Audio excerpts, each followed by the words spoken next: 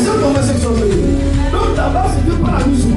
Ils savaient ce que c'est communiquer avec les esprits. Amen, amen. Ils ont amené la civilisation, là, c'était les esprits qui sont venus leur expliquer, faire des dynamiques, faire ceci. C'était pas la mission. Amen, amen. Est-ce que vous comprenez?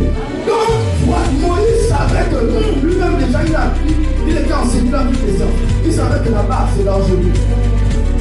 Donc, il fallait le feu. Et cet homme a été remplacé par le feu, il est parti. Amen, amen. On a vu le résultat. Pharaon a fléchi les genoux. Celui qui avait la puissance mondiale, qui dominait sur le toit du monde, qui était sur le toit du monde. Et voici maintenant, Pharaon était obligé de fléchir les genoux et de libérer le peuple d'Israël. Si tu n'es pas enflammé, tu ne pourras pas changer ta maison, tu ne pourras pas changer ton foyer, tu ne pourras pas changer, n'est-ce pas, ta société.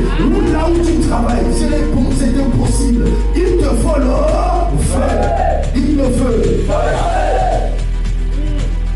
Amen, amen.